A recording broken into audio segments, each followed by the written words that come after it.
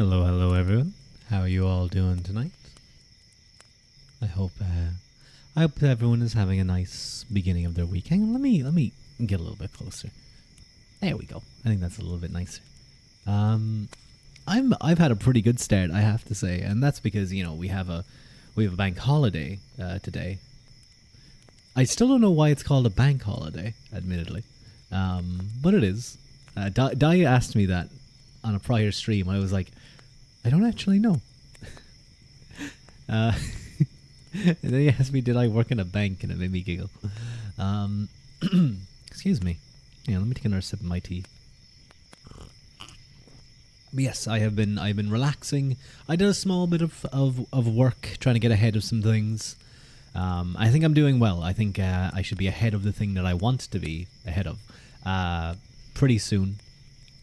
And then I can get dived into kind of something that'll take a little bit more time. Maybe I should back up a teensy bit so that more of the model can be shown. Yeah. It's kind of a tricky thing to figure out. Sometimes you're kind of like trying to decide how much to show and how much not to show. I don't know. But yeah, did anything particularly interesting happen to me? I was out on the weekend with a couple of friends. Obviously not yesterday. Yesterday I had my Phasmophobia collab with Daya, and that was really fun. That was really fun, actually. I had a ton of fun with that. I mean, that was technically my first ever collab that I've done with someone, like on a one-to-one basis.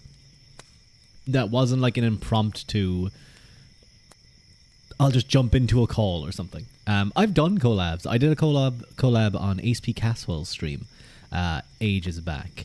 Rah, hello clever, welcome in. But I've done those type of things, but I never did a proper collab like I just did recently. Hello Sick of Mike, welcome in. Hello Mike, how you doing? How you doing as well, clever? Always a pleasure to have you guys. But yeah, it was a new experience, actually. Just having a collab. I was so awkward at the beginning, and I'm so dumb. For like the first like 20 minutes, or no, I think it's like 10-15 minutes that we swapped over to the in-game chat. Daya is completely muted because I forgot to enable the audio from Phasmophobia. I was like, bro. Your internet was out for like 5 hours and hit you in the mid-dungeon of Final Fantasy 14. You better throw someone? Oh no. Don't throw me. Oh, you're gonna throw that guy. Yeah, well, Clever's the only person here, so I guess you're gonna have to throw Clever somewhere. Into a pile of leaves, because now it's autumn. And I was walking actually earlier today, and I was really enjoying myself because all of the piles of leaves were on the floor. Some of them, it was a little bit disappointing because some of them were just wet, and it was because it was raining, and it was like, I don't like walking through wet leaves. But then others somehow were dry, and they had the nice crunch under them. You know when you're walking on crunchy leaves. Oh, that's a good feeling.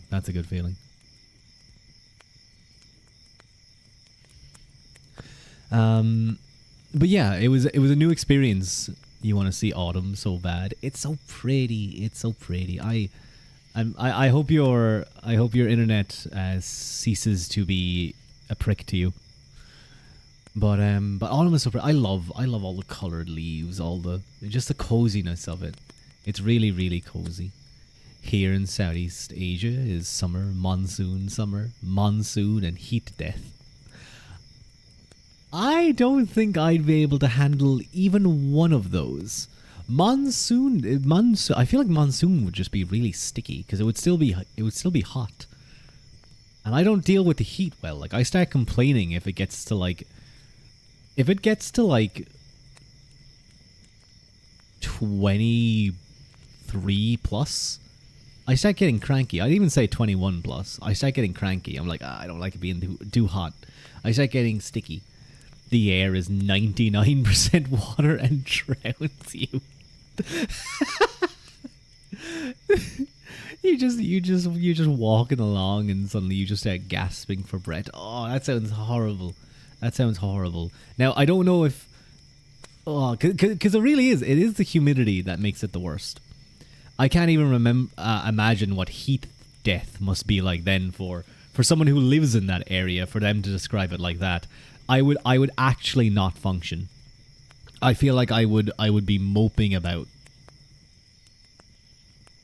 That happened once or twice when I went on holidays to some like sunny places. This is when I was younger, of course, but it was super hot out, and I was just like, I don't want to go out into the like boiling sun. I don't like it unless there's a pool. I'm gonna try and stay in the shade. You're used to it and you can't imagine dry air, but a friend who came here from Central Europe was just like semi-drowning for the first 2 days. Oh no, I would probably be the same. I'd need to carry around like a canister of oxygen. It would be like I'd be like I'm preparing to go climb Mount Everest, but I'm just dealing with damp air. My ancestors, we weren't designed to live in those areas. Thank you so much. Thank you so much, Zan, for the head pat. Thank you. Hey. Thank you. For some reason, my toggles are being frustrating. But thank you for the head pat. Always appreciate it. But yeah, it's nice to walk along and see kind of the change in weather. Although you can get, the one unfortunate thing is you end up getting caught in like the rain. Long head pad. Yes, that's a new head pad. I do have the other one still as an option, but I like that one. It's not as an option for you guys, just as an option that I could use. But I like that one. I like how it reaches down the side of my face. Like it kind of starts at the top of my head and works down. I think it's very cute. But I hope your start of your week is going well, Zan.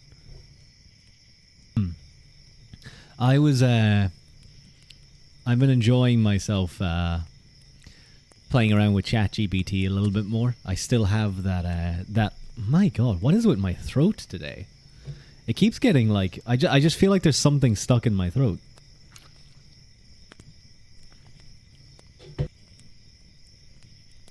If you guys see me like suddenly go silent and you see my mouth go like wah, it's probably me clearing it. There he is, the man himself, Rudder Ua Kauti. Tay. That's... Son, I timed you out. I timed you out for like 5 seconds last stream. Don't make me have to time you out again. Autumn got me. That it did. I mean, I guess I was walking, but it wasn't cold. It wasn't warm either, though. And I was wearing shorts. Yes, I'm one of those people. I would like to go to like Canada. No, I wouldn't be used to extreme colds either. But it's gonna be I'd like to be one of those people who go to Canada and it's like freezing cold. It's like super cold. And like it's like snow, but you're still just walking through in shorts. But I wouldn't be used to freezing cold weather like that. Although I will say one of the best holidays I ever went on was a trip to the Alps in Italy to go skiing. That was incredible. Just I did remember at one point feeling a little bit on edge because we went right to the top of the mountain, and then we were skiing down kind of an alternative route that went down along the side rather than going kind of down the main side. It was kind of just like, it was just another route you could take. But like on one edge was just a mound of snow, and on the other was well a cliff. And I was very nervous about skiing next to a cliff, so I was very careful. The Alps, the Hannibal Barker. Yes, I was Hannibal Barker. I was role playing as him. Although I didn't have any of the elephants, any of the massive manpower, any of the other things that I actually had to do. Hello, D. Welcome in. How's my favorite angel girl doing? Oh no, oh yes, I read that. Did you get attacked by the Gauls too? Thankfully not. No. I believe some guy called Caesar came along and murdered most of those people. So I don't know. I don't know. Oh wait, actually, wait, no. Does that make sense? D. I was about to say, yeah, it must be EP. Because usually, why would he do that? Because the Gauls once dunked on Rome. The Gauls once dunked on Rome, and they never. Rome has been coping ever since. They created the biggest empire in the world just to try and like get over the fact that they got dunked on by the Gauls one time. But yes, EP. Are you marching over mountains? I was talking about how I went skiing in the Alps once in Italy, and how amazing it was, and how everyone should try and do something akin to that if they can. Never forget. Sounds like this Caesar guy was compensating for something. I think they named a salad after him for something. I don't know. I think he was some random guy anyway.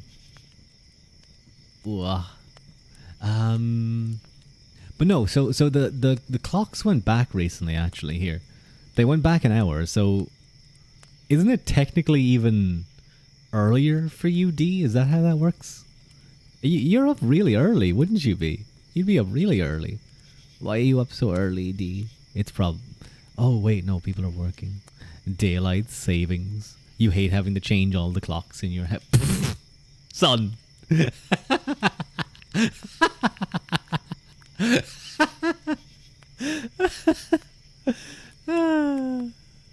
Well, I'm glad you changed those on the regular. I hope you clean them too.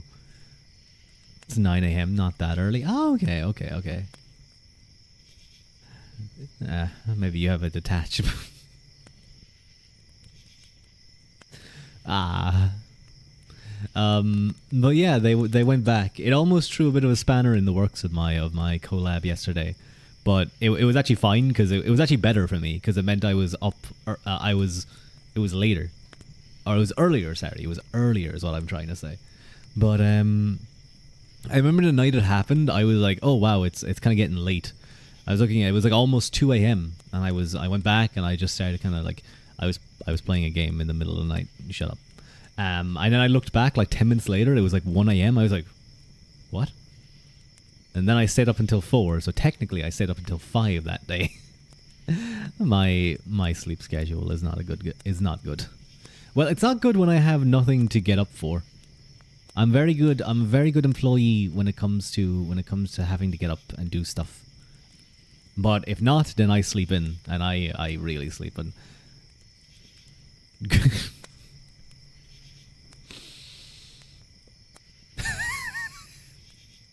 No.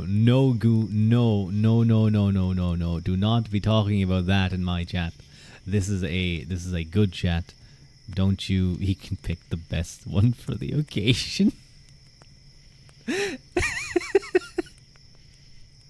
You like bring a girl back and you invite her. You get here. Look, I have a selection for you to make for your best fit.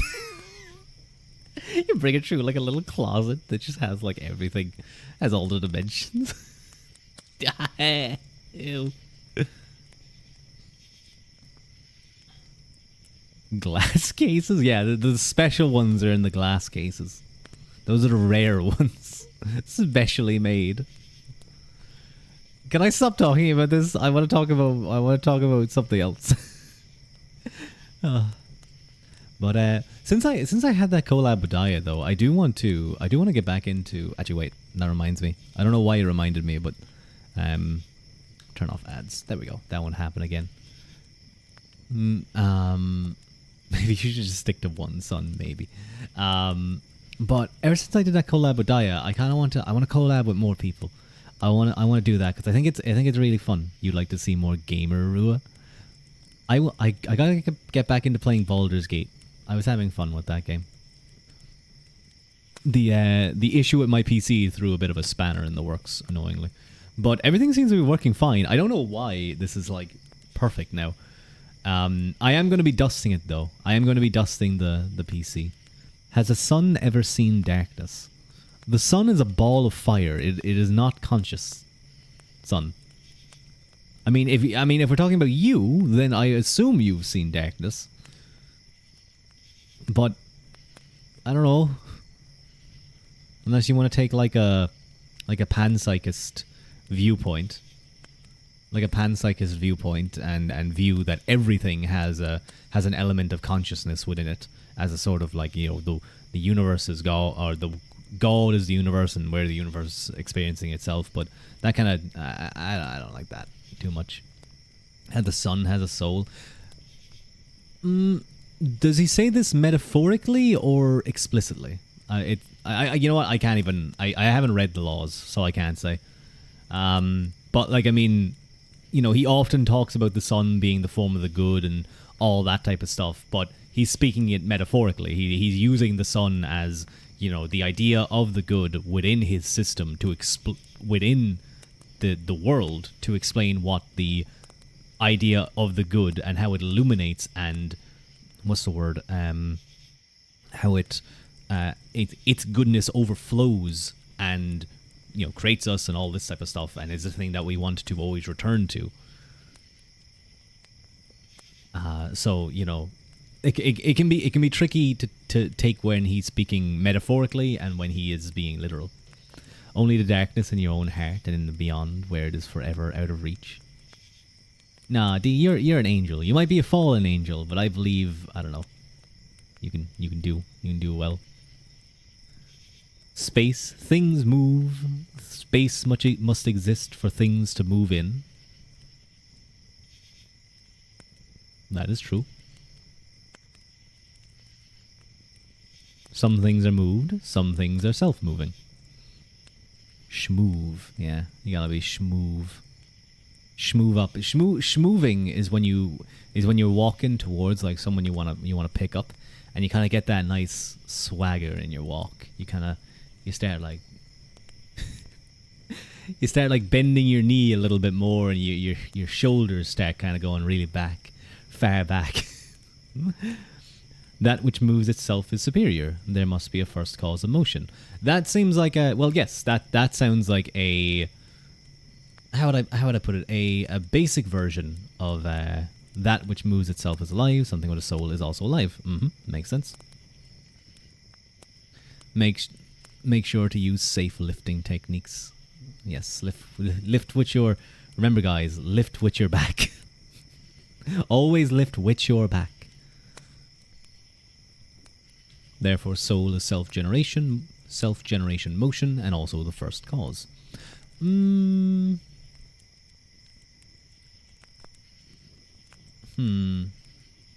would agree that, I mean, I guess I'd have to learn more about the specific Platonic version, of how he conceives of the first mover argument. But I mean, this is something that Aristotle talks about. I mean, that's where you get the first mover argument. I don't know if that's necessarily the first area where he does it, but of course that's later refined by theologians such as Thomas Aquinas. Multiple souls, some that are rational, others are not. Yes, the rational soul, the animal soul, the vegetative soul, essentially. The tripartite soul. The soul controls the universe. That would... Yeah, he does have the conception of a universal soul. I do remember this, and then there's the hypostases into a theology ASMR. I could go down the route of explaining the first. I mean, if you want to talk about cosmological arguments, there's kind of three main ones as outputted by Thomas Aquinas. The argument from motion, which is really an argument from change. So it does sound like he's actually talking about actual physical motion in this case, but again, I wouldn't be surprised if I deep dived into it. It would probably turn out that he's actually talking about change, not just motion. And those are two different things. They use the term motion to refer to change. I do apologize to anyone who is like, wait, what the fuck is Ruadh talking about? But argument from motion or change, argument from motion change, contingency, and then the essence existence distinction, which to me is the best of the arguments. I find the essence extinction essence existence essence existence to be the most interesting and the most persuasive of the cosmological arguments. Many types of motion. The best is that of a rotating sphere, because it is regular, uniform, more rational. The rational souls that control the universe are gods. The heavenly bodies are perfectly spinning spheres in the sky. The heavenly bodies exist are God and are good because they are rational.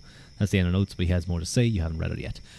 Okay, yes, that does sound similar to what Aristotle does. Aristotle goes on to argue that you can see perpetual motion within the stars, how they rotate, are constantly rotating, and they're really doing that because they're attempting to be active by constant kind of perpetual motion. They are always active, but they are never capable of pure act, which is the wherewithal of the first mover, which doesn't necessarily need to move itself. It moves other things, but it doesn't move itself. It never moves. And this is later expounded upon by later Christian theologians, such as Thomas Aquinas, where you have the first mover that is, all of the various, what you call it, what's the word? Divine attributes. And you can find them from various angles of looking at the cosmological arguments and then some of the other things. But yeah, there's definitely things where you see they're trying to explain things based on their own understanding of the universe, and yeah, some of that's definitely outdated. But when you apply, from the physical universe, I should say. But then some of the things that they're still talking about, such as the motion from change, and Aristotle's metaphysics around change of the act potency distinction, which is probably the underpinning of much of Thomas Aquinas. You can argue whether that exists, whether that's a correct interpretation of change. You can deny change altogether, which I think is a self-defeating point. Or you can say that everything is change, which is, again, a self-defeating point, I think. He didn't touch too much on the specific issue of the first mover, but it does seem to make sense that the first mover must be self-generated motion. In a sense, yes. But ultimately, I mean, if you get into...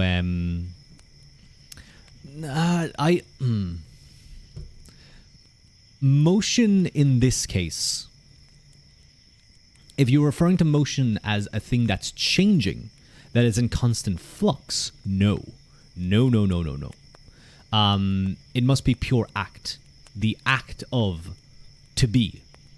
It is if you want to take it from the perspective of the Bible, for instance. It says at some point, I think it's when he appears to someone as a burning bush, he says, "I am," and that's meant to be kind of this perspective of God as the pure act of existence itself, unchanging. But of course, I mean, I'm applying later Thomistic metaphysics to prior ones, and of course, I mean, they develop out of this system, so it makes sense to apply that. But I do know the Neoplatonists have a very different perspective on things. They come up with things like the hyperstases, various layers or the henads as well. That Thomas the Tank Engine was really smart. Yeah, he was. He was very, very smart. You don't know what word for motion he's using. Some dialogues do intend to mean change in general, but I don't know what he specifically means in the laws. Yeah, I'd have to read the laws myself. Maybe someday. Should I do like a theology stream someday, where I just talk about the things? Maybe that could be interesting. Guys, I really do the best kind of content to do well on Twitch, don't I? I do the most exciting, most exhilarating, the type of stuff that the Zoomers will love. But anyway, I've been going for about half an hour, and I haven't got into the book. I meant to finish this book today, so I'm going to jump in right now. So I do apologize if you guys were like, what is Ruadh talking about? Mike's a Zoomer? You're a cool Zoomer then. The best of Zoomers enjoy this type of content. But anyway, let's get back into BH Little Hearts, Scipio Africanus greater than Napoleon. You're a zoomer? Yes, absolutely. Even Plato was a zoomer once upon a time. Imagine Plato with like the curly hair, the like vegetable hair. No, what? The cauliflower hair, I think. Is that what people are calling it? Someone called it something fun. Broccoli hair, I think that's what they call it. I don't know why. I see that too here in Ireland. Why does everyone have that hair? Actually, no. Technically, the Gael has rights to that hair. I will say. Well, more to the front style, where it's at the front, where it's curly, kind of at the front. We have the right to that because you see, actually, in old art pieces, we have we have it. So really, this is cultural appropriation. Let me get into my book because I wouldn't finish it in time, and I have to be up early tomorrow. Chapter 15. Dusk. The moderation and far-sighted policy of Scipio, which had undermined his influence in the years succeeding Zama, was now to cause his political ruin. The sequence of events is somewhat hazy, but their outline is clear. The narrow-minded party, led by Cato, who could not be content with the disarming of the enemy but demanded their destruction, were so chagrined at this fresh piece of mercy and wisdom that they vented their anger on its author. Unable to revoke the peace, they schemed to compass the downfall of Scipio, and fastened on the suggestion of bribery as well as the most plausible charge. Perhaps quite honestly, men like Cato could conceive no other cause for generosity to a vanquished foe. However, they seem to have been clever enough not to assail the stronger brother first, but rather aiming at weakness instead of strength, to strike at Africanus indirectly through his brother. The first move seems to have been... let me actually get up my book. Seems to have been the prosecution of Lucius for misappropriation of the indemnity paid by Antiochus. Africanus was so indignant at the charge that, when his brother was in the act of producing his account books, he took them from him, tore them in pieces, and threw them on the floor of the Senate house. This action was unwise, but very human. Let anyone put himself in the place of a man who, by unparalleled service, had rescued Rome from a deadly menace on her very hearth, and raised her to be unchallenged and unchallengeable mistress of the world, and then, as he said indignantly, to be called on to account for 4,000,000 sesterces, when through him the treasury had been enriched by 200,000,000. We must remember, too, that Scipio was a man suffering from an illness, soon to cause his death, and sick men are inclined to be irritable. Doubtless, too, that supreme self-confidence which marked him developed in later and sickness-ridden years into something approaching arrogance. Thus, Polybius tells us that on one occasion, whether this or that, or at the trial later, he bitingly reported that, quote, "It ill became the Roman people to listen to accusations against Publius Cornelius Scipio, to whom his accusers owed it that they had the power of speech at all." He had refused regal power when it had been thrust upon him, and been content to remain a private citizen, but he expected some measure of special consideration for his supreme services. The defiant act, however, gave his enemies the opportunities they had longed for. 2 tribunes, the Patili, instigated by Cato, began a prosecution against him for taking a bribe from Antiochus in return for the moderation of his peace terms. The news set all of Rome aflame with excitement and discussion. Quote, "Men construed this according to their different dispositions. Some did not blame the plebeian tribunes, but the public in general that could suffer such a process to be carried on. A frequent remark was that the 2 greatest states in the world proved, nearly at the same time, ungrateful to their chief commanders, but Rome the more ungrateful of the 2, because Carthage was subdued when she sent the vanquished Hannibal into exile, whereas Rome, when victorious, was for banishing the conqueror Africanus. The opposing party argued that no citizen should stand so high as not to be answerable for his conduct, and that it was a statutory tonic that the most powerful should be brought to trial, or salutary tonic. When the day appointed for the hearing came, quote, "Never was either any person, or Scipio himself, when consul or censor, escorted to the forum by a larger multitude than he was on that day when he appeared to answer the charge against him." The case opened.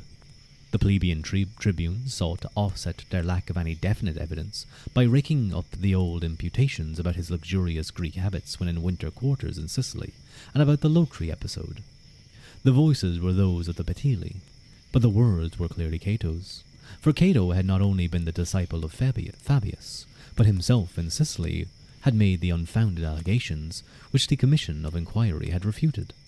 Then after this verbal smoke cloud, they discharged the poison gas.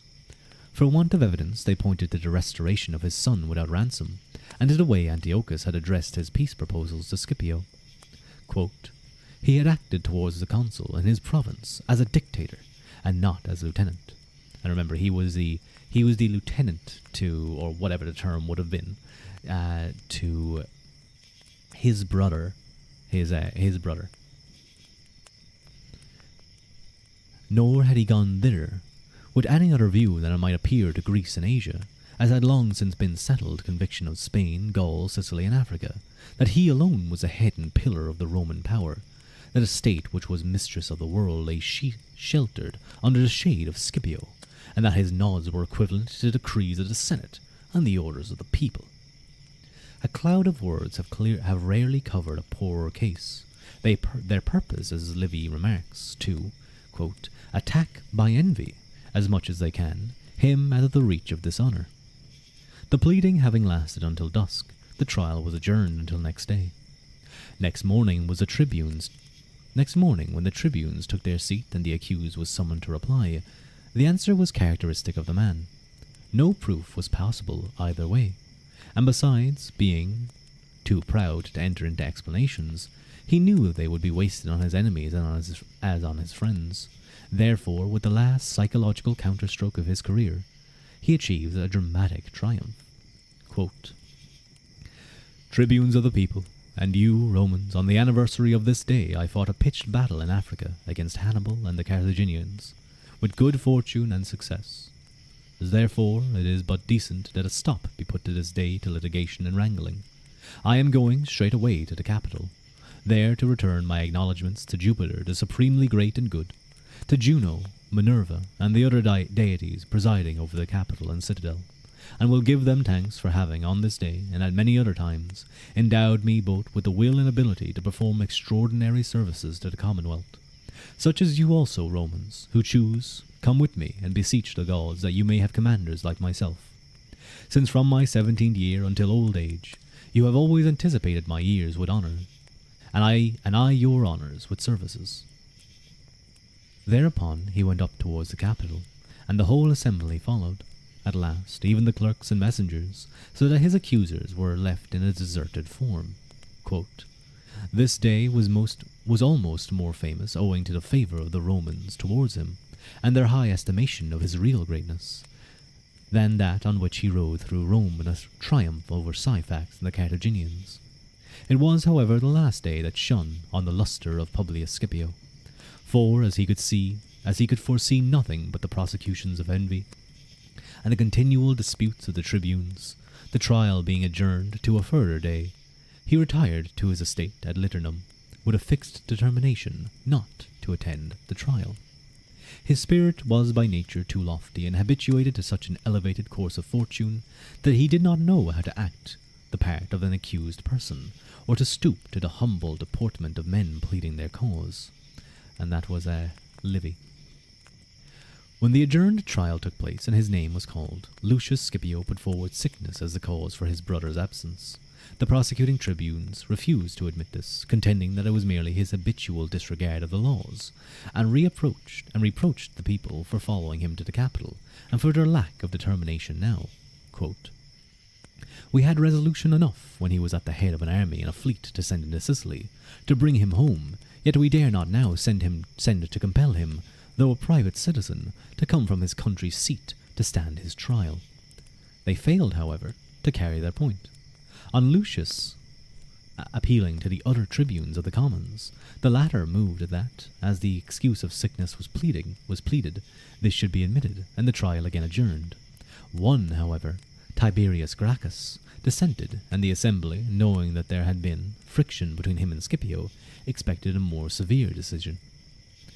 Instead, he declared that, quote, inasmuch as Lucius Scipio had pleaded sickness in excuse for his brother, that plea appeared to him sufficient, that he would not suffer Publius Scipio to be accused until he returned to Rome, and even then, if Scipio appealed to him, he would support him in refusing to stand his trial.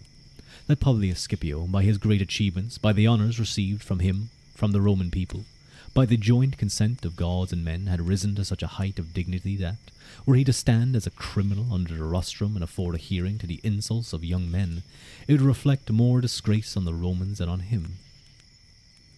Livy adds that Gracchus followed up his decree by a speech of indignation. Quote, "Shall Scipio, the famous commander of Africa, stand at your feet, tribunes? Was it for this he defeated and routed in Spain 4 of the most distinguished generals of Carthage and their 4 armies? Was it for this he took Syphax prisoner, conquered Hannibal, made Carthage tributary to you, and removed Antiochus beyond the Taurus mountains? That he should crouch under 2 Patili? That you should gain the palm of victory over Publius Africanus?" This speech, as well as his decree, made so strong an impression that the Senate called a special meeting, and bestowed the warmest praise on Gracchus, quote, "for having consulted the public good in preference to private animosity." The prosecutors met with general hostility, and the prosecution was dropped. Doesn't have the sense he humbled himself before courts, a flaw Socrates too shared, though Aristotle did not, and when charged, fled and said, "You won't get another philosopher, Athens." You should really get your Diogenes Laertius book off your shelf and keep it at your desk. It's a great source of fun accolades, of the anecdotes of the ancient world. But it seems like this case, it was actually, he was too well respected among the people for the prosecution to go forward. But it does seem, he was very much a proud man, and he wasn't going to do that, as I think Gracchus points out. Quote, After that, there was silence concerning Africanus. He passed the remainder of his life at Liternum, without a wish to revisit the city, and it is said that when he was dying he ordered his body to be buried there, that even his obsequies might not be performed in his ungrateful country. That he died in voluntary exile at Liternum, probably in 183 BC, seems assured, but his burial place is less certain, and monuments of him existed at both Liternum and Rome. At the time of his death, he was only 52 years old. By a fitting coincidence, his great rival, Hannibal, also died about the same time, and probably in the same year, at the age of 67. He had escaped, after Magnesia, to Crete, and then taken refuge with Perseus of Bithynia. The Roman Senate had the good sense to realize that it was beneath their dignity to harry him from his last refuge, but the local commander, Flaminius, thought to gain distinction by instigating Prusias to murder his trusting guest. Hannibal thereupon defeated the assassins by taking poison. I'm guessing what he's saying is they attempted to murder him. He caught wind of it and decided to take his own way out. Even after Scipio's death, his enemies could not rest. It rather increased, quote, the courage of his enemies, and the chief of whom was Marcus Porcius Cato, who, even during his life, was accustomed to sneer at his splendid character. Instigated by Cato, the demand was pressed for an inquiry into the disposal of Antiochus's tribute. Lucius was now the direct target, though his brother's memory was still the indirect. Lucius and several of his lieutenants were arraigned. Judgment was made against him, and when Lucius declared that all the money received by him was in the treasury, and therefore refused to give security of repayment, he was ordered to prison. His cousin, Publius Scipio Narcissa, made a strong and convincing protest, but the praetor declared that he had no option, in view of the judgment, so long as Lucius refused repayment. Gracchus again intervened to save his personal enemies from disgrace. Using his tribunitary authority, he ordered Lucius's discharge on account of his services to Rome, and decreed instead that the praetor should levy the sum due to Lucius's property. The praetor thereupon set to take possession of it, quote, and not only did no trace appear of money received from Antiochus, but the sum realized by the sale of his property did not even equal the amount of the fine. This convincing proof of Scipio's innocence caused a revulsion of public feeling, quote, and the public hatred, which had been directed against the Scipios, recoiled on the praetor, his advisers, and the accusers. That his name should have been cleared after death was, however, no consultation to the last years of Africanus. Quote, "Ingratitude towards their great men is the mark of a strong peoples." So the proverb runs. Little wonder that Rome attained the sovereignty of the ancient world. Chapter 16. Rome's Zenith. There is perhaps no military dictum so universally quoted as Napoleon's, quote, "Read and reread the campaigns of Alexander, Hannibal, Caesar, Gustavus Adolphus, Turenne, Eugene, and Frederick. Take them for your model. That is the only way of becoming a great captain, to obtain the secrets of the arts of war." In another of his maxims he said, "Knowledge of the great operations of war can only be acquired by experience and by the applied study of all the great captains, Gustavus, Turenne, and Frederick, as well as Alexander, Hannibal, and Caesar. All have acted on the same principles." Here Napoleon appears to single out a list of 6 or possibly 7 commanders who stand out as supreme in the history of warfare. Whether consciously or unconsciously, there has been a general tendency among students of war to accept Napoleon's list as a standard classification of merit, not merely a haphazard mention, when completed by the addition of his own name. True, some have felt the absurdity of counting Eugene as worthy to the exclusion of Marlborough, and others have dropped Turenne because of perhaps a mistaken idea that greatness is synonymous with vastness of destruction, or for the rather better reason that his record lacked the decisive results gained by his compeers. In this way, one finds that not a few commentators have arrived on a list of 3 ancient commanders, Alexander, Hannibal, and Caesar, and 3 modern, Gustavus, Frederick, and Napoleon, as the Himalayan peaks of military history. That Frederick, with his gross blunders and most unoriginal oblique order, should receive preference over such consummate artists as Turenne and Marlborough must remain one of the mysteries of military criticism. I will say I'm not too familiar with the exact details of these individuals, so I can't... this is very much Little B. Hart here, critiquing people around his time period. This is not the place to deal with the fallacy. Here we are concerned with the great captains of the ancient world, and so far as we desire a comparison with the modern, Napoleon himself affords it, since his supremacy is hardly questioned. Let us thus, therefore, compare Scipio with these 3 ancient great captains by a 3-fold study and test, as general, as man, and as statesman. Any such comparison must be based on the conditions these men had to deal with, and on the skill with which they turned these conditions to their advantage. Alexander, and to a hardly less degree Caesar, enjoyed the immense asset of having autocratic power, complete control over the forces and resources available. Even Hannibal, if poorly supported, was immune from the petty interference with his operations against which Scipio, like Marlborough, had to contend. Alexander's victories were won over by Asiatic... Okay, so again, this is written in like 1923, so, you know, let's just, I'll just put that there. I'm going to read it as written, unless there's a really bad phrase, but I will just read. Alexander's victories were won over Asiatic hordes, whose lack of tactical order and method offset their numerical superiority. And as Napoleon just demonstrated in his well-known comment on the Mamluks, the defects of Asiatic troops increased in ratio with their numbers. No critic places Clive in the first rank of great captains, but for the clear brilliance of his maneuvers and the scale of his conquests, Alexander would suffer a like discount. Caesar also was hardly more than an able sepoy general, until Ilerda and Pharsalus, and, as he himself is said to have remarked, he went, quote, to Spain to fight an army without a general, and thence to the east to fight a general without an army. And even so, Caesar found himself, owing to an unwise dispersion of force, twice forced to fight under the handicap of inferior strength. In the first, at Der Harsium, he suffered defeat, and though he atoned for it at Pharsalus, this single first-class victory is a slender base on which to build a claim to supreme generalship. Thank you, Crespian, for the hydrate. Is my tea still warm enough?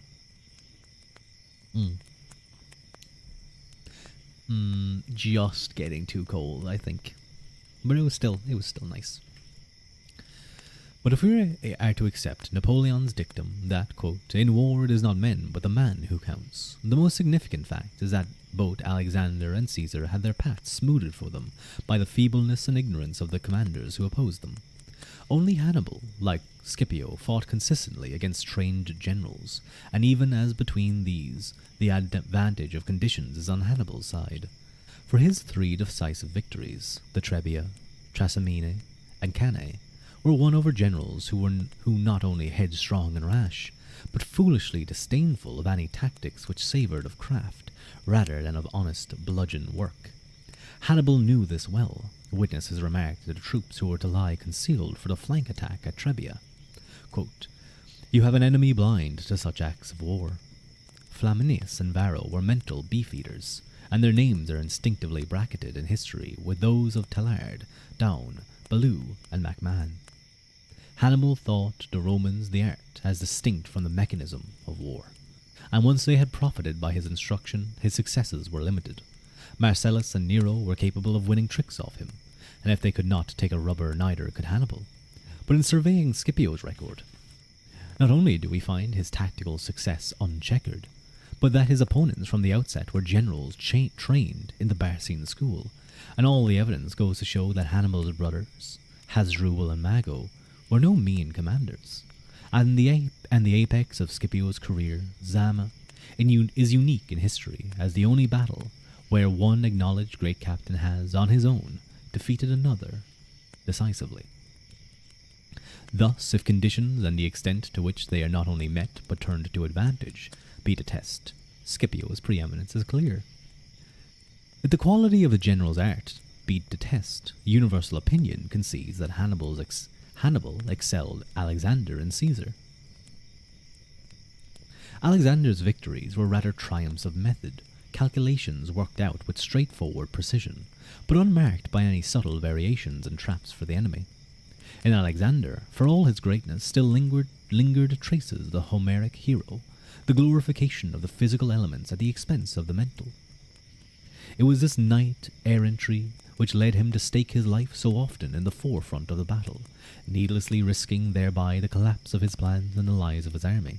To him might well be applied the rebuke made by Timotheus to Chares, when the former remarked, quote, how greatly ashamed I was at the siege of Samos, when a boat fell near me. I felt I was behaving more like an impetuous youth than like a general in command of so large a force. This mistaken Bayardism,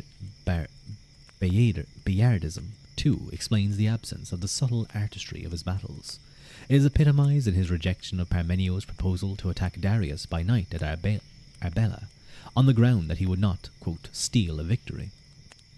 Caesar's plans were assuredly more difficult to guess, but he did not mystify, mislead, and surprise to anything like the degree that Hannibal attained, so general in the recognition of Hannibal's genius in this battle art that he is commonly termed the supreme tactician of history. Yet in ruse and stratagem, the record of Scipio's battles is even richer. Recall the unfortified front, the timing of the direct assault, and the lagoon maneuver at Cartagena. That was New Carthage. The double envelopment and reversal of adverse ground conditions at Baecula, the change of hour and of dispositions, the refused centre, the double oblique and the double convergent flank blows at Illapa. As Colonel Denison notes in his History of Cavalry, Illapa is, quote, generally considered to be the highest development of tactical skill in the history of Roman arms. Thank you. Thank you for the face hold. Thank you. You have your coffee. Nice, nice. I hope you're enjoying your coffee. Hope it wakes you up. Where were we? Ah, yes. I would suggest that the student of war, if he considers it as a whole, from the mental opening moves to the physical end of the pursuit, cannot but regard it as without peer in all of history. Continuing, observe the use of ground first to counter his enemy's number, and then to force him to fight separated battles, as well as the wide turning movement against Anobales. Watch Scipio luring on his enemy into the ambush at Seleucia. Study his masterpiece in firing the Bagradus camp, the feint at Utica, the sounding of the evening call and the timing of the distinction between the two attacks, and the subtlety with which he gains possession of the main obstacle, the gates of the Carthaginian camp, without a struggle. Note later his novel use of his second and third lines as a mobile reserve for envelopment at the Great Plains, and the chameleon-like quickness with which he translates his art into the naval realm when he frustrates the attack on his fleet. Finally, at Zama, where he is confronted with an opponent proof against the more obvious if more brilliant stratagems, we see his transcendent psychological and tactical judgment in his more careful and subtly effective moves, the lanes in his formation, and the synchronized trumpet blast to counter the elephants, the deliberate calling off of the hastati, the calculated change of dispositions by which he overlaps Hannibal's third and main line, the pause by which he gains time for the return of the cavalry, and a decisive blow in Hannibal's rear. Hello, Haru. Hi, Haru. Drown check. I will certainly have a drown check. Wait, you poked me in the face. I didn't even realize. She got me. She got me again. She got me again. I didn't even realize.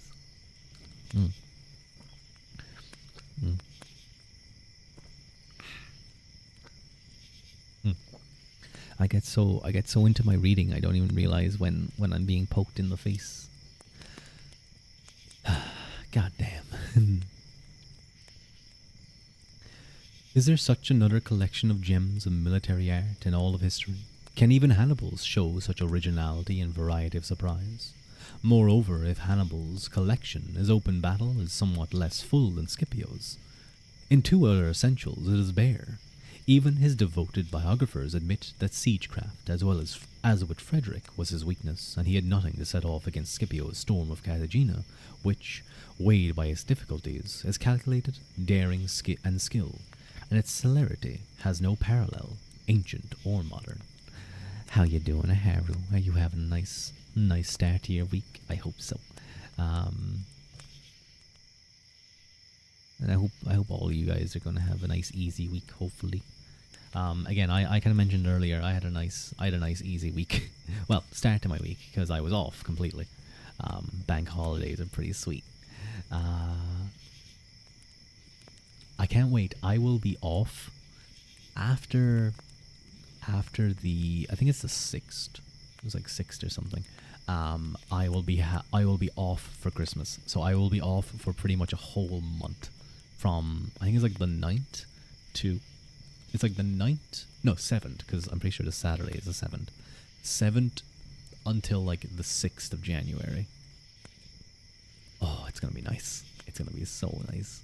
I saved up my time for a nice long month break. So many days to sleep in. Yes, I'm going to be sleeping in. I'm going to get to stream a lot. Hopefully. I will say I won't just be off. I won't be just off because I will be studying very hard for things that are happening. But I will at least be I will at least be streaming for you guys. But eye tracking, work. There we go. Oh brother, Halloween. Stream every day. I will.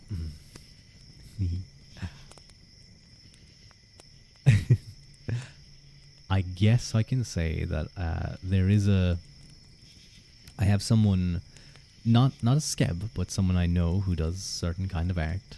And I guess I can say that there is a treat coming soon. I don't know what it's going to look like, but I know it's probably going to be very, very good. So, yes, that is for for one of the sub goals that was hit a while back. Spooky Ruadh. Not spooky. Although I I knew there was something I was forgetting to do. I need to go to a Skeb person and go like, I need you to make me into a, what do I be? What do I be for Halloween? Mummy? Would you guys like a mummy, Rua?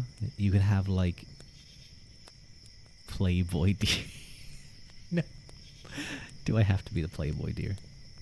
Can I just be a deer? Jolly Rua. Hello, Riley. Welcome in. Welcome in.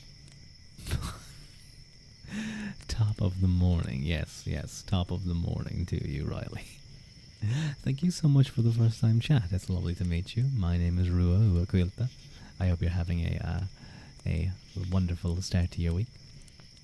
But yes, something spicy is coming. I don't know when, but it will be. A maid. I am tempted to do a maid because I think it would be very funny. You have the trick. Yeah, bro, it's sound. Ah, nice one, nice one. Glad you're having a good time. Take your role, please. Yes, yes, okay. No school, you're going on a bender. Ah, nice one, nice one. Well, hang on a second there now. I hope you're not underage drinking. And if you are, I hope you're doing it in like a cool spot. Underage drinking. At least be careful. Don't, because you know whatever I say is not going to change anything. At the very least, just be safe. Know your limit. Keep sketch of the shades. I did it a few times myself. Do it in the bathroom. No, you're gonna do it down in a field somewhere. You're gonna go to a field.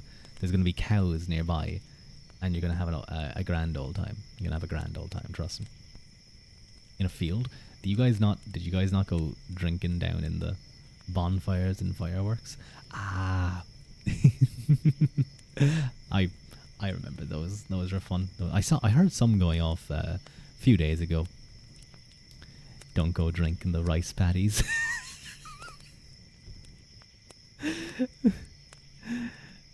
Do you want them to horse ride a cow? Don't touch the cows. Be nice to the cows. They're just being cows. Be sweet to them. But it is funny because sometimes you'll be like, you'd be down there and you'd be drinking away and you'd have music playing, and then suddenly you just hear like from like a couple of meters away, just like, you'd be like, shit, is a cow about to like come trample all of us? What are rice paddies like? I feel like whenever I think of a rice paddy, all I imagine is like it's super soggy.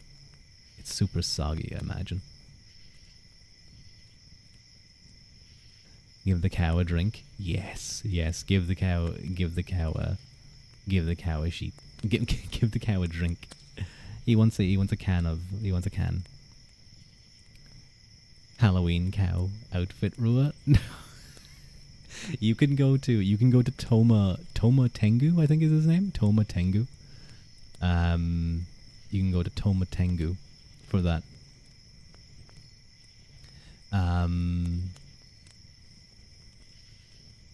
Who I believe is a cow VTuber.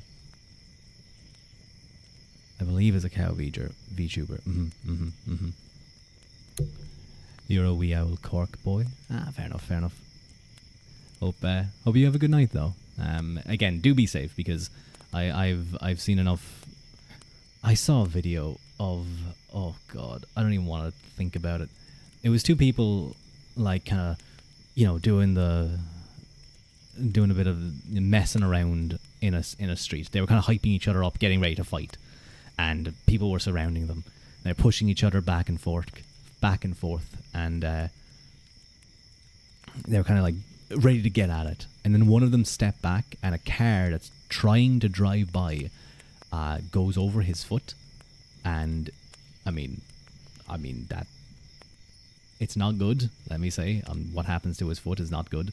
He falls down, and then the guy gets on top of him and starts trying to fight him. Now, amazingly, right before they're pulled off, the guy whose foot just got broken by a car rolls over, rolls the guy over and is able to kind of get on top of him. And I was like, this guy's about to beat your ass, and he has a broken foot. But thankfully, people pulled him off him, because I know they're all drunk, but man, I would have been incensed if I would have just seen a person get their leg broken or their ankle broken, and you dive on top of them and try to attack them. You are just a terrible person. I'm going to be honest, seeing this guy punch, he didn't know how to punch.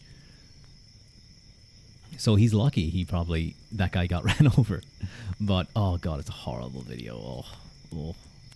Darn kids. I mean, these weren't kids, I will say. These were adults being, like, absolutely idiotic. Brother, please, you're eating. I'm sorry, Haru, I'm sorry. Outside a pub, they were. To be fair, there's like 3 pubs you could see. There was 3 pubs. Darn adults, yeah. They needed a kid there to bully them. You're joking. You're not even from Cork. You're from Dublin. You're not even going for a drink. Your dad would kill you. Yeah. I did know people like that. People who would you'd invite them out for a drink and they'd be like, no, my dad would smell the drink off me there. I'd be in deep trouble, man. But it does happen. I mean, it's not uncommon for people to be going drinking. But I think I have to go to Dublin in coming weeks for something. I'd rather not. I don't really like that place. I don't like Dublin City. It's just messy. It's very messy, and I don't like that. I do mean messy in the sense that it can, like, certain areas can just cover in the litter. But, like, there's just a vibe of the place, I guess you could say, that I prefer not to deal with. But anyway, let me get back into the reading. Where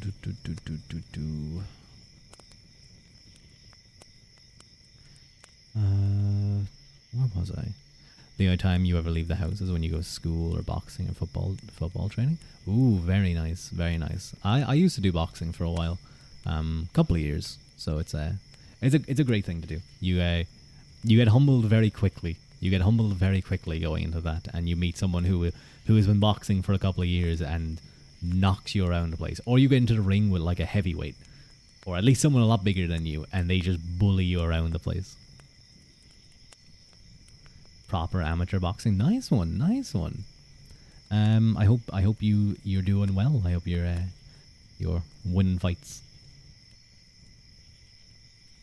You true hands, Ruadh? I did in boxing. I mean, you know, when you're a kid growing up, you will throw a few here and there, but I did in boxing anyway. I did decent. They do say boxing can be quite a formidable sport. I really wish I really would have loved to have gotten into MMA. I really would have loved to. You used to play rugby and remember that video.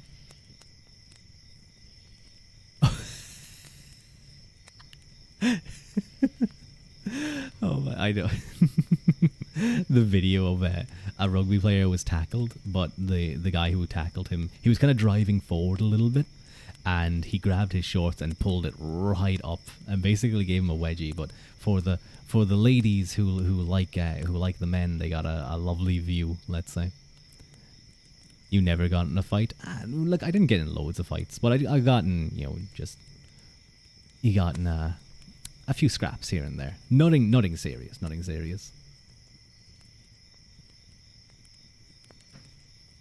You do well, but you had seizures. Oh no, Riley. I hope it's not not too bad.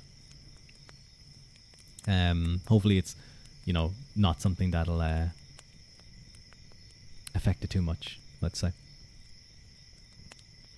It went boing. It did go boing. Quite the sight. It is a little bit scary. I definitely be careful, especially with boxing, because I mean you're taking punches to the head. One thing I would love to do is wrestling. I want to do like BJJ. I want to do catch wrestling, but I feel like with my neck that wouldn't go too well. Boingo, boingo, cheeks. Man, I need to start doing more hip thrusts in the gym, I think. I need to start working those glutes again. But yeah, I hope you recover soon and you get back in the ring. But I'm going to get back into the book.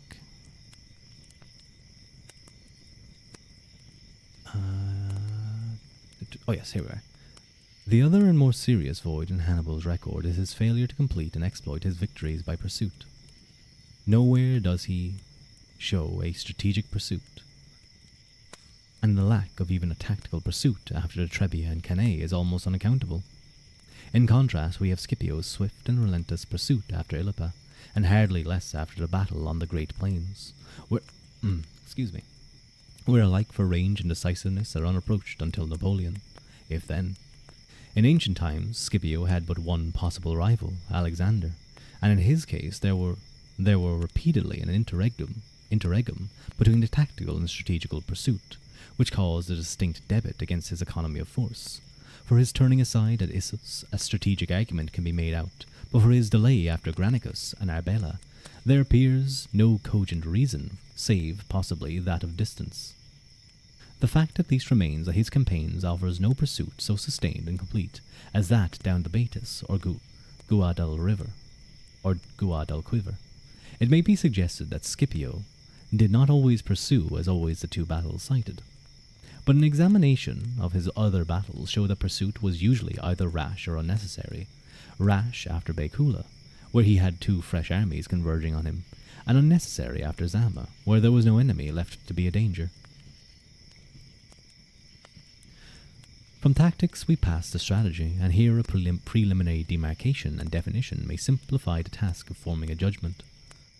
Strategy is too often considered to comprise merely military factors, to the overshadowing of the political and economic, with which it is interwoven. The fallacy had been responsible for incalculable damage to the fabric of warring nations. When such critics speak of strategy, they are thinking almost solely of logistical strategy, the combination in time, space, and force of the military pieces on the chessboard of war. Between logistical strategy and chess there is a distinct analogy, but on a higher plane and with a far wider scope is grand strategy, which has been defined as the, quote, transmission of power in all its forms in order to maintain policy. While strategy is more particularly concerned with the movement of armed masses, grand strategy, including these movements, embraces the motive force which lie behind them, material and psychological. The grand strategist we see is, consequently, also a politician and diplomatist. As a logistical strategist, Napoleon is unrivaled in history, save possibly by the Mongol Subutai, and Subutai was one of the generals of Genghis Khan. He was his basically second in command, I believe. I believe he went on the great raid that went from like where Mongolia is down into like the far Middle East. Like if you take like Turkey as kind of like the closest to Europe, like going almost to kind of west of India, I guess is where you would say west of India, around. That's a name you never thought you'd hear again.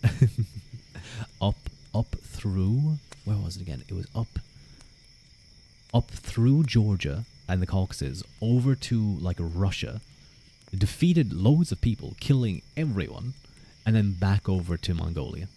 It's like one of the greatest reconnaissance missions of all time. There was another general of Genghis Khan. I can't remember who it was, but he did unfortunately die along the way, if I remember correctly.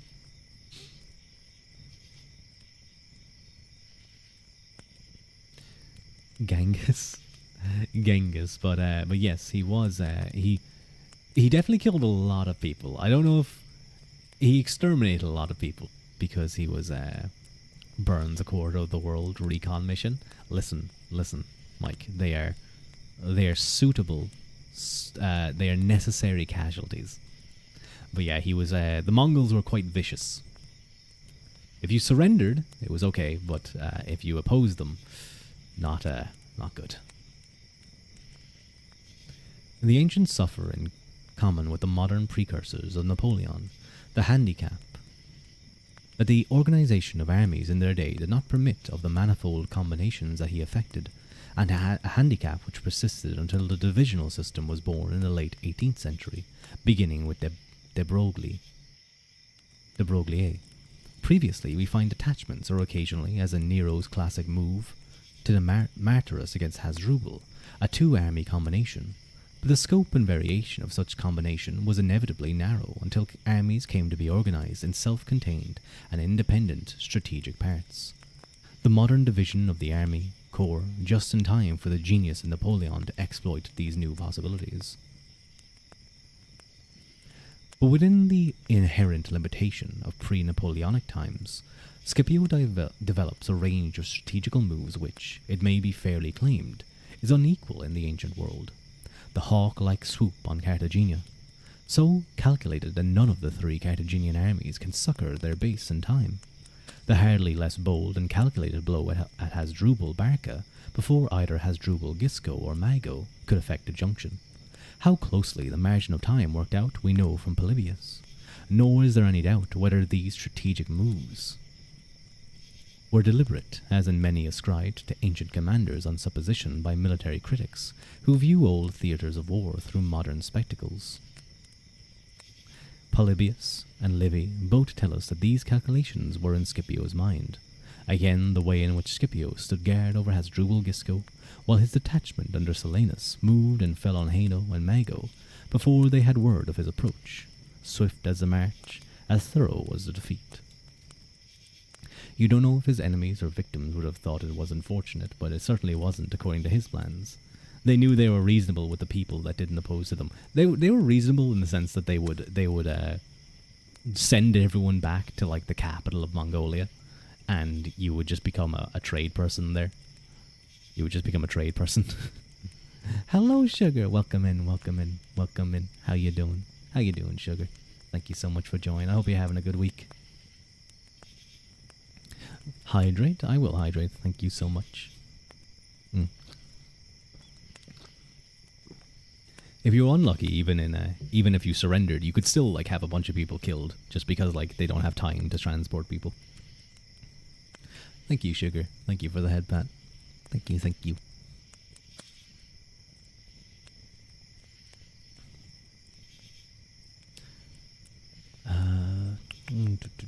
He'll never beat the Irish. Well, we're a persistent bunch. We were beaten many times, unfortunately. I feel like that's always said in jest, but we were persistent, and it worked out in the end. I really want to read a book about Red Hugh O'Neill. Or not Red Hugh, sorry. The Great Hugh O'Neill. In the 9 Years' War against the British Crown in 1600. Well, around 1600. I think it starts in 1596.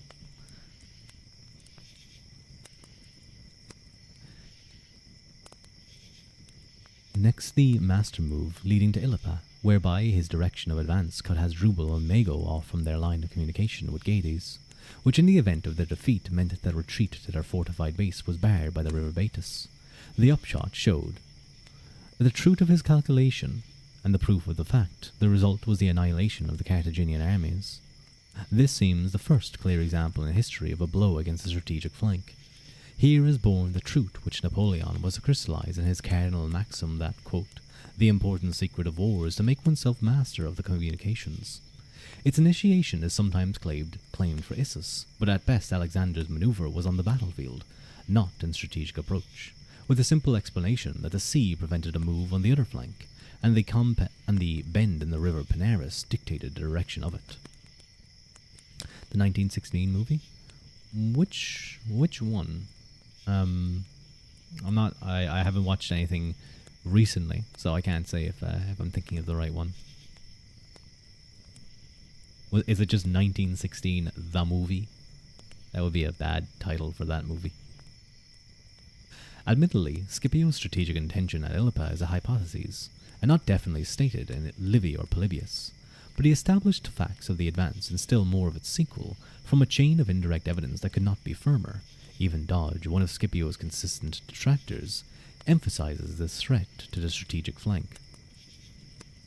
Before passing on his African campaigns, we may note Scipio's anticipation of and trap for Hannibal at Locri.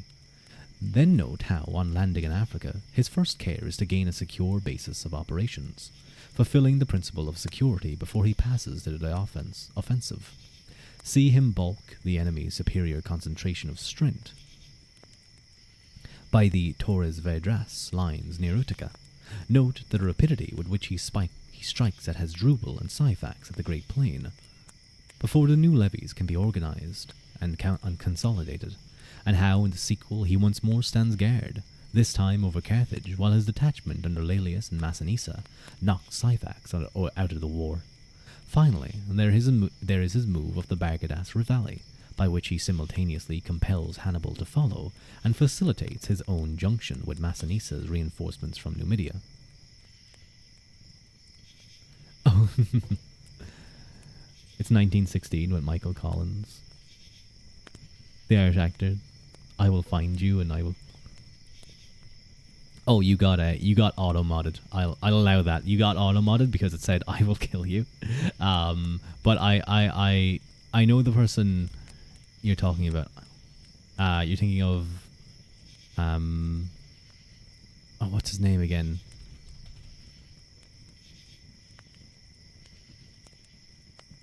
Liam Neeson. That's it. Liam Neeson. Automod isn't the best. Well, he's pretty good. Automod is pretty good a lot of the time, but it will try and protect you from things that I guess that's a decent thing. It just allows me to make sure that I can just accept what's fine. But all I saw first was the highlighted message, I will kill you. I was like, excuse me? but once I read the full thing, I was like, I see. I was getting my ban hammer ready. So complete is his mastery on the strategical chessboard that he even selects the battlefield most favourable to the qualities of his own tactical instrument. Then, Zama decided, he pounces on Carthage before the citizens can rally from the moral shock. What, if any, mistakes can be set down on the debit side of his strategy? A study of military commentaries show that his critics advance but three: that Hasdrubal Barca and Mago in turn escaped from Spain, and that Scipio did not lay siege to Carthage immediately on landing in Africa. The obvious reply is to ask how many times did Darius, a far more vital personal factor, escape Alexander, and why Caesar let slip Pompey after Pharsalus, or Hannibal failed to move on Rome after Trasimene or Cannae. There were far less adequate reasons. But apart from the extreme difficulty of catching an individual without an army, it is hoped that the earlier chapters may have disposed of these empty criticisms. Even after Baecula, Scipio was still markedly inferior in strength to the Carthaginian forces in Spain, and further, Hasdrubal was only able to elude Scipio's watch and cross the Pyrenees with so weak a contingent that he was forced to recruit in Gaul for 2 years before he could advance on Italy. Mago's escape was still more an individualistic effort. As for the question of an immediate advance on Carthage, Scipio would have been an impetuous fool, not a general, if he had laid siege to so vast a fortified city as Carthage, with the small original force that he had carried into Africa. The clearest proof of his wisdom in first seeking a secure base of operations lies in the overwhelming enemy concentration from which he only escaped by foresight in forming his Torres Vedras lines. The one actor that is legend is Barry Keoghan from Sheriff Street. What an actor, and he started acting.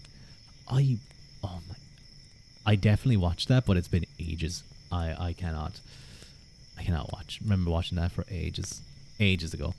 I'll need to watch it again.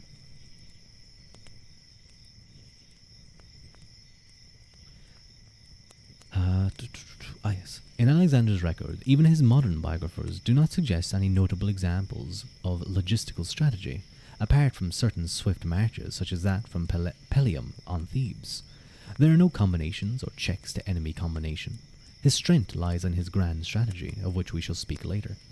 With Hannibal, too, his logistical strategy is merely a matter of direct marches and of admirable care to secure his communications, apart from the very disputable purpose of his move on the line of the Po, which, in effect, separated the elder Scipio from Sempronius, his fellow consul, and secondly, his feint at Rome in the attempt to relieve the pressure on his allies at Capua, where, though clearly intended, was abortive.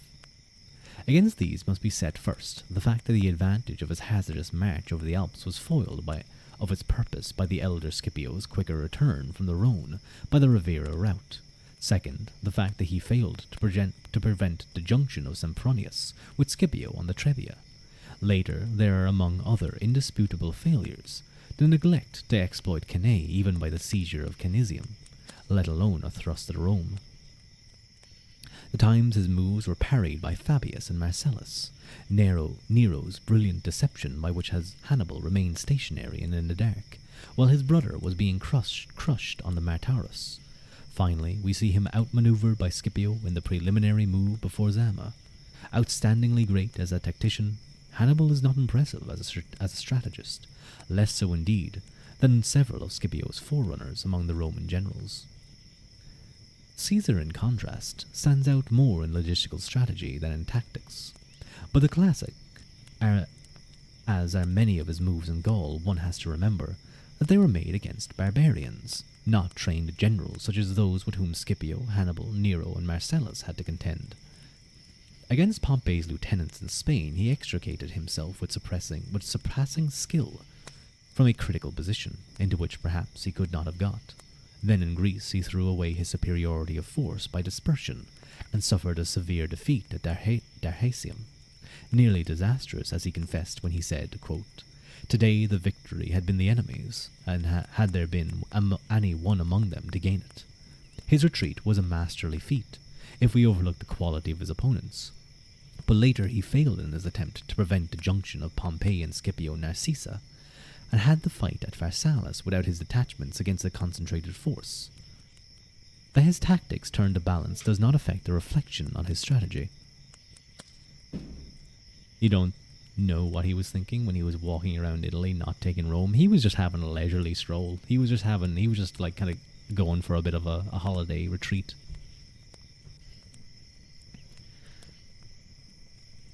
If Scipio, then, may be given the palm for logistical strategy among the ancients, how does he compare with Napoleon? We could adopt the historical argument that a man must be judged by the conditions and tools of his time, pointing out not only the inevitable organization which Scipio had to work, but that he was a pioneer where Napoleon had the experience of ages to build on. But we prefer rather to abandon this sound and normal test, which inevitably navigates negatives true comparison, and admits frankly Napoleon's supremacy in this sphere. The scales are amply balanced by Scipio's superiority as a tactician. By wayline universal opinion, Napoleon's tactics were below his strategical level, and it is this compensating factor which has led military criticism to bracket Hannibal with Napoleon among the great captains, a factor which we suggest applies still more to Scipio's favour compared with Napoleon. From logistical strategy, we come to grand strategy. This lies in the domain of peace as much as in war, and hence for simplicity it may be well to deal with the grand strategy which contributed to the winning of wars, and reserve for our study of Scipio as statesman that part of his grand strategy which had its goal in the subsequent peace. In our examination of the years 210 to 190 BC has achieved its historical purpose. If our examination of the years 210 to 190 BC had achieved its historical purpose, it should be clear that Scipio showed an understanding of war in its three spheres: mental, moral, and physical, and of their interplay, such as is just dawning on the most progressive political military thought of today. Further, he translated this understanding into effective action in a way that we may possibly achieve in the next great war. More probably, we shall be fortunate to get out of the physical rut by 2000 AD. I think this man saw a great war coming. The next great war? Oh damn, this guy knew what was coming. For proof of this claim, look at the progressive and coordinated steps by which, starting from the valley in Rome's darkest hour, he climbs steadily and surely upwards to the summit of his aims, and plants Rome's flag on the sunlit peaks of earthly power. The next war, yeah, this was written in 1924, so I think he just had a view. He mentions earlier in the book the Versailles Treaty, seeing it, comparing it to the treaty that Scipio imposed on Carthage, and very much being critical of it. And I think he could see that it was only going to be the catalyst to another great war. Scipio is a mountaineer, not a mere athlete of war. The vision that selects his line of approach and the diplomatic gifts which enable him to surmount obstacles are for him what rockcraft is to a climber. His realization of the importance of securing his base for each fresh advance is his snowcraft, and his employment of military force his ice acts. Watch him, on arrival in Spain, make wide inquiries about the position of the Carthaginian forces and the importance and topography of Cartagena. His genius tells him that here is the base and the pivot of Carthaginian power in Spain, and shows him the feasibility, the way and the effect of such a stroke at the moral and economic rather than the purely military objective. Cartagena gained, note the wisdom which by conciliating the citizens secures his acquisition against internal treachery, and further enables him to economize the garrison by converting the citizens into active partners in the defense. What a diplomatic coup is the prompt release and care of the Spanish hostages. If Napoleon's presence was worth an army corps, Scipio's diplomacy was literally worth two. It converted allies of the enemy into allies of his own. There was grand strategy, too, in his wide restraint from a further advance, in order to allow the moral and political effect of Cartagena and its sequel to develop. Thus Hasdrubal, seeing the Spanish sand trickling fast from his end of the hourglass to Scipio's, was drawn into the offensive move which enabled Scipio to beat him before the other Carthaginian armies came up. Once more victory paves the way for diplomacy, as that in turn will pave the way for further victories. He sends home the Spanish captives without ransom, and still more shrewdly returns Massinisa's nephew, loaded with presents. Surely never in history has the money invested in presents brought a greater ultimate dividend.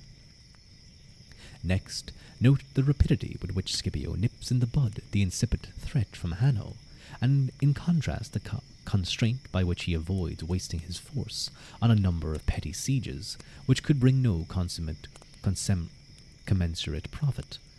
The wider effects of Scipio's action in Spain also deserves notice, for Livy tells us that this year Hannibal in Italy was for the first time reduced to inaction, because he received no supplies from home owing to Carthage being more anxious about the retention in Spain. Scipio's grand strategy was from now onwards to lift the pressure off Rome in ever-increasing degree. His success in Spain compelled the Carthaginians to invest there the forces that might have been decisive in Italy, and at Ilipa he wipes them off the military balance sheet. The instant that victory in Spain is sure, and before turning to the mere clearing operations, his grand strategical eye focuses itself on Africa. His daring visit to Syphax, his meeting and dispatch of Massinissa to Numidia. Here are two strings to a bow which shall soon loose a shaft at the heart of Carthage. For an object lesson in the selection of the true objective and its ensevering maintenance in facing all obstacles and perils, the next few years are a beacon of light for all time. His schemes he prepares, he works unceasingly towards the goal. The military interference of the enemy is almost the least of his difficulties. Sexual passion frustrates one of his shrewdest diplomatic moves, but his plan is too flexible, too well conceived for even this blow to have more than a transient effect. That's talking about Syphax, who had agreed to be his ally against the Carthaginians, marrying Hasdrubal's, I believe it was Hasdrubal's daughter. Or it might have been his sister, I can't remember. Jealous rivals, short-sighted politicians, military diehards do their best or worst to block his plan, and failing in this, to obstruct him and curtail his strength. He builds and trains a fresh army out of adventurers and disgraced troops. Yet he never makes a rash or false move,